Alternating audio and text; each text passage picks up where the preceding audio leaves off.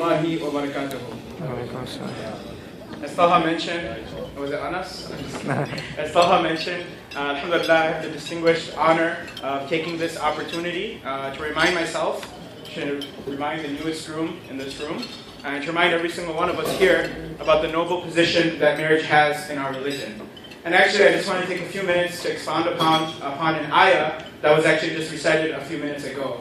One of the ayat that Ahmad recited, Ahsan translated, was where Allah subhanahu wa ta'ala talks about this relationship between husband and wife, this relationship between two spouses, when Allah subhanahu wa ta'ala says, وَمِنْ آيَاتِهِ أَنْ خَلَقَ لَكُم مِّنْ أَنفُسِكُمْ أَزْوَاجًا. And I just want to take a look at each part of this ayah and expound upon some of the beautiful wisdom that lies behind these ayat and this remembrance. Right from the beginning of this ayah, Allah subhanahu wa ta'ala mentions وَمِنْ آيَاتِهِ, and from among His signs. And in this ayah, He's going to talk a lot about relationships, specifically the relationship between husband and wife, between spouses. And what's interesting is before He even starts talking about this relationship, the very first thing that Allah subhanahu wa ta'ala mentions is a reminder about Himself. He mentions وَمِنْ آيَاتِهِ, that this beautiful celebration that's taking place today, this beautiful relationship that we look fondly over right now and for many years to come, the most important part of this relationship and the most initial part of this relationship is to remember Allah subhanahu wa ta'ala. For each spouse, for the other to be a sign, for them to be reminded of Allah subhanahu wa ta'ala. And this is especially important because a lot of times, in the celebration, in the happiness, in the hoopla, we get really caught up, maybe the couple, they get really caught up in, getting to know each other and celebrating and letting everybody know that they're married and, going on a honeymoon and, having fun. But Allah subhanahu wa ta'ala, the first thing He mentions over here is that this relationship should remind you about Allah subhanahu wa ta'ala, and it should serve as a sign. And somebody who misses this sign, they miss the point. If you're driving on a highway and you're looking for a sign, and you miss the sign, then you might miss your exit, you might get lost. And so one of the biggest signs of this relationship is to remember Allah subhanahu wa ta'ala. Not just now, but for your entire life. Anytime you see your spouse, the first and most important thing, or to take away from the sign, the action to take from the sign, is to become closer to Allah subhanahu wa ta'ala. Moving along in the ayah, Allah subhanahu wa ta'ala mentions, وَمِنْ آيَاتِهِ أَنْ خَلَقَ لَكُمْ, that Allah subhanahu wa ta'ala, He created for you, from amongst yourselves, spouses. This spouse that each bride receiving the groom receiving the bride, the spouses that each is receiving is a gift that Allah subhanahu wa ta'ala created for you. If you look around this room, alhamdulillah, there's a lot of people here today, and that means there's a lot of gifts involved as well, hopefully, right? I'm sure a lot of us brought gifts. And this is probably the one time in your life where you're going to receive more gifts than you received your entire life. You're not going to receive this many gifts ever again. But the greatest gift that you're receiving today is actually sitting on the other side of this room. The spouse that Allah subhanahu wa ta'ala created for you. Is it this side of the room? Is that side of the room? It's that side, right? Yeah. So, thanks for that little gift. So it's sitting on the other side of that room. That's really the greatest gift from amongst all of the gifts that you're going to get. Hopefully, no box gifts or anything like that. Then Allah subhanahu wa ta'ala mentions that He created the spouse not just for you, but also from among you. That the spouse that you have is created from among you, meaning she's also a human being. And other scholars have mentioned that the wife of Adam alayhi salam, the first spouse that was ever created, was created from the rib of Adam alayhi salam. The rib, the kind of like from the rib cage. And some of the things the scholars have mentioned is that the first spouse was created from your rib, which is close to your arm, so that you always protect your wife. And it's also close to your heart, so that you constantly love her. And she was created from the rib of the human being, from the man, because until you find this piece, it feels like you're missing something in your life. Until you find this spouse that was created for you, also from among you. And so this is also one of the blessings that's found in this relationship. Allah subhanahu wa ta'ala then mentions the purpose of this relationship. He says, لِتَسْكُنُوا إِلَيْهَا, so that you can find tranquility, so that you can find serenity, so you can find happiness through them, through your spouse.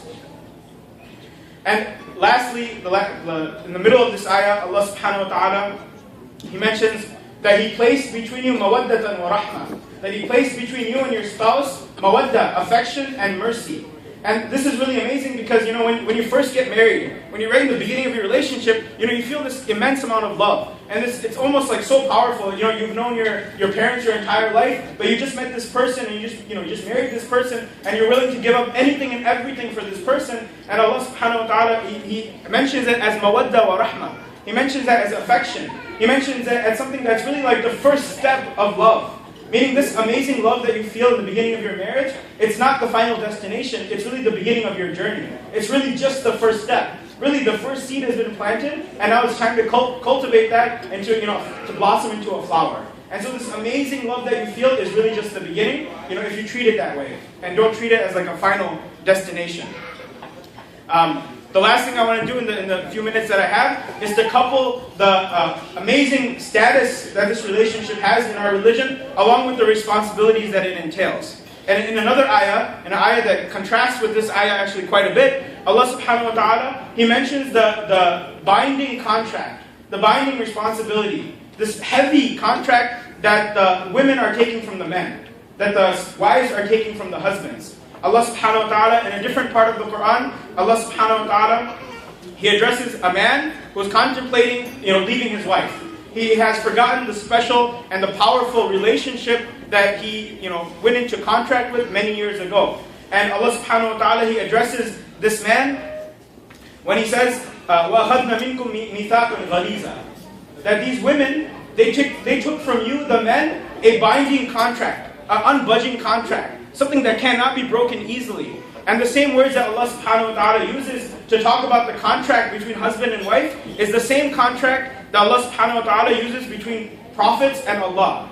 When Allah subhanahu wa ta'ala gives the prophets and the messengers, when He gives them a contract to go and spread the message to their people, He describes it as a mithaqun ghalidha, as this unbudging contract. And that is the same weight, the same heavy contract that the women have taken from the men. And the way Allah subhanahu wa ta'ala words it is that it's a contract that the women take from the men. Because in every contract, the contract is written for a party and it's written against a party. There's somebody who it's written for and there's somebody who's on the liability side. So if you have like a loan contract, that contract's written against you. Or if you take, if you install software and you press accept to that contract, you're on the liability side. Well, who is this contract for and who is it against? This on the liability side is the men. The men is who the contract is being taken from. And they are the ones who are going to be asked on the day of judgment for the responsibility that they had. They are the ones that are going to be mas'ool, they're going to be asked, and they're going to be responsible for this heavy position that they took. And with this position comes the leadership. Yes, they're the leaders of the family, but they're also expected to serve the most in their family. That they work day in and day out, and they sacrifice their aspirations, their hope, their time, their wealth, just to serve their family, to give them the right religion, to lead them on the right religion, and to give them the necessities in life. And on the day of judgment, they will get the reward for fulfilling their responsibility, but they will also be held most accountable for this relationship. And so it definitely is a very heavy contract in the sight of Allah subhanahu wa ta'ala, and something that's a reminder for all of us here, including myself. And to not end on a heavy note, and to keep things a little bit light, I'll end with a last piece of advice, which is more for the bride than it is the groom. A lot of my talks, or the things I mentioned, were directed more towards the groom. The last thing I'll mention is actually a story. It's a story about a husband and a wife, a newlywed couple. And they got married, and initially when you get married, you go through that honeymoon phase. Everybody's happy, they're having the time of their life. There's no such things as flaws or anything like that. And in this marriage, this husband and wife, after a few weeks pass or after a couple months pass, they get to their first fight. And things get a little bit heated, there's a little bit back and forth. And this starts happening over and over again, right? Which happens sometimes. And so whenever these guys get into an argument, the husband, he always notices that whenever they get into an argument, the husband, eventually, he starts raising his voice and he starts yelling. And the wife, no matter what, she never raises her voice. She never yells back.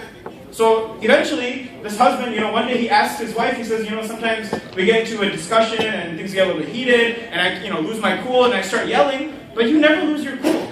You never go out of control. How do you maintain your composure? And so she's told him that she has a secret to keeping her cool. So he asked her what it was, and she said, every time we have that argument and you kind of blow up and stuff like that, you go crazy, I remain calm. Immediately after the argument, I clean the toilet. And he says, what do you mean you clean the toilet? She says, yeah, I use your toothbrush to clean the toilet. So that's advice for the bride. I would guard your toothbrush if I were you. And so I'll end with that, inshallah. سبحانك اللهم وبحمدك نشهد أن لا إله إلا أنت نستغفرك ونتوب إليك. السلام عليكم ورحمة الله وبركاته.